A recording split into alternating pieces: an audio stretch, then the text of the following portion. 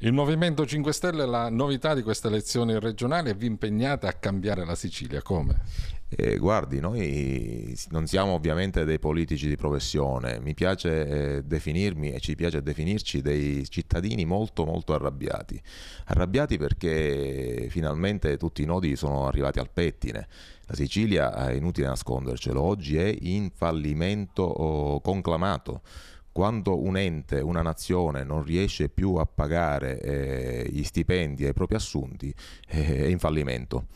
Noi abbiamo delle soluzioni molto forti perché non è vero che il Movimento 5 Stelle sa soltanto protestare, noi abbiamo delle soluzioni, ovviamente non è questa la sede per parlarne, che comunque parte da un presupposto fondamentale: occorre trovare delle risorse aggiuntive, non possiamo sperare in regali da Roma o da chi che sia, dobbiamo assolutamente eliminare tutti gli sprechi e i privilegi della politica. Per far questo iniziamo da noi, perché il sottoscritto, unitamente agli altri amici del Movimento 5 Stelle di tutta la Sicilia, qualora eletti, percepiranno un'indennità di 2.500 euro. Il resto dell'indennità sarà utilizzata per scopi di pubblica utilità in favore dei meno ambienti e dei più poveri.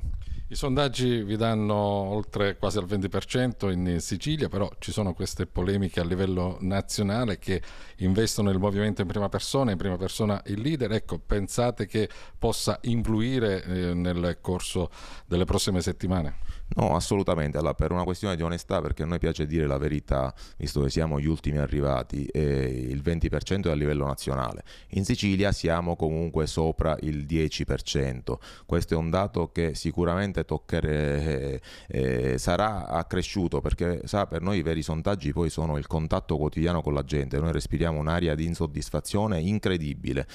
La gente vuole cambiare e sa che l'unico movimento, perché noi non siamo un partito politico, che può garantire il cambiamento del Movimento 5 Stelle. Per quanto concerne le polemiche nazionali, lei capisce, si avvicinano le elezioni, comincia a mettersi in movimento quella che qualcuno ha definito in maniera molto puntuale la macchina del fango. Quando io sento dire che il Movimento 5 Stelle comanda il signor Casaleggio o comanda Beppe Grillo, mi viene veramente da ridere, che io penso alla mia, ad esempio, candidatura, che è nata dall'invio via internet di un curriculum vitae ed è stato votato da un'assemblea di Caltanissetta dove vi erano circa 600 delegati, alla quale io non ero neanche presente perché ero in vacanza con la mia famiglia e con degli amici di Bologna. Ecco, allora questa è l'esaltazione della democrazia. Il signor Beppe Grillo non ha messo assolutamente il becco nella candidature siciliane, sono avvenute dalla base, dal basso. Beppe Grillo è atteso in Sicilia? Sì, certamente, il nostro leader verrà in Sicilia sicuramente per circa 15 giorni, si trasferirà in Sicilia e sarà anche questa volta il nostro altoparlante, il nostro megafono.